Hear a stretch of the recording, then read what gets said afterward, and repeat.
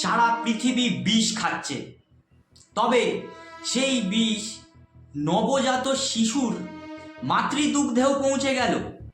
মাতৃদুগ্ধকে অমৃত সম বলা হয়।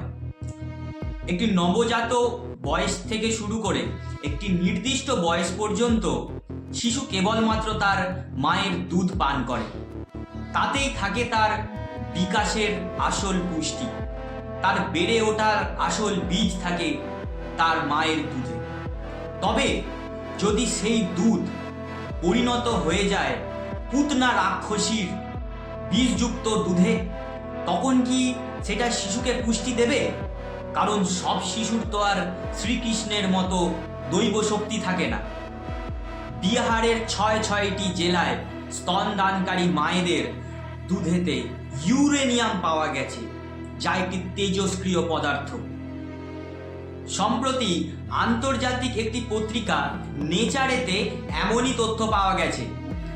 ১৭ থেকে ৩৫ বছরের প্রায় ৪০টি মহিলাদের স্তনদুগ্ধ স্যাম্পেল পরীক্ষা করে পাওয়া গেছে যে তাতে প্রায় ১০০% মহিলার দুগ্ধতেই ইউরেনিয়াম পাওয়া গেছে।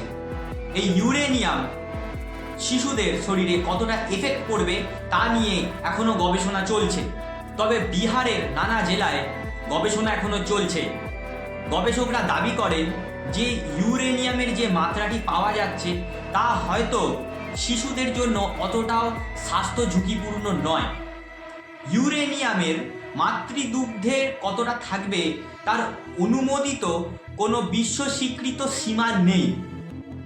ইউরেনিয়ামের রাসায়নিক প্রকৃতি অনুযায়ী এটা হাড় ও কিডনিতে জমা হয়, দুধে নয়। তবে এই রিপোর্ট অনুযায়ী আমরা স্পষ্ট দেখতে পাচ্ছি যে ইউরেনিয়াম মাতৃদুগ্ধে উপস্থিত এবং এই দুগ্ধ পান করার ফলে শিশুদের শরীরে স্নায়বিক বিকাশ, ব্রেন ডেভেলপমেন্ট এবং আচরণগত নানা সমস্যা তৈরি হতে পারে। দীর্ঘ মেয়াদে ক্যান্সারের ঝুঁকিও উড়িয়ে দেওয়া যায় না। এর আগেও বিহারের মহিলাদের মাতৃদুগ্ধে সীসা ও আর্সেনিক পাওয়া গেছে।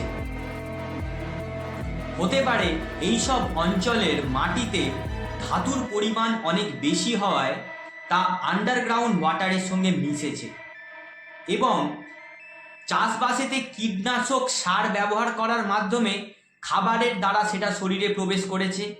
আবার মেকআপ জাতীয় জিনিসে, যেগুলো প্রসাধনী জিনিস আমরা বলতে পারি, মেকআপ জাতীয় জিনিস, তাতে হেভি মেটাল থাকার নানা সম্ভাবনা আমরা আগেও অনেকবার দেখেছি। এই সব কিছু মিলিয়ে মাতৃদুগ্ধে মানুষের শরীরে আর্সেনিক, ইউরেনিয়াম, সীসা এইসব আসার সম্ভাবনা গবেষকরা বেশি দেখতে পাচ্ছেন। এই ধরনের জিনিস শিশু স্বাস্থ্য থেকে শুরু করে সাধারণ মানুষের স্বাস্থ্য, প্রত্যেকটা মানুষের স্বাস্থ্যকে সংকটের মুখে দাঁড় করিয়ে দেবে।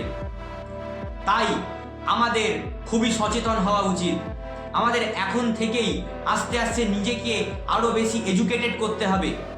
এডুকেশন মানে এই নয় যে অনেক বড় বড় ইংলিশে কথা বলতে পারলাম, অনেক বেশি জ্ঞান রয়েছে, কিন্তু আমাদের মধ্যে আমরা যে বেসিক খাচ্ছি, যেটা তার উপরে নির্ভর করে আমরা বেঁচে রয়েছি, কি খাচ্ছি, তাতে কি রয়েছে, সেইগুলো শরীরের ওপরে কি এফেক্ট করবে, এ বিষয়ে আমাদের জ্ঞান খুবই সীমিত। একটা সময় কেন আজ পর্যন্ত মানুষ এই ভেজাল জিনিসটাকে, এই অস্বাস্থ্যকর খাবার ভালো খাবারের সঙ্গে মিশিয়ে দেওয়ার যে ব্যাপারটাকে খুবই নর্মালাইজ করে এসেছে, যে এ তো চলেই, ভেজাল সব জিনিসে আছে, এতে কিছু করার নেই।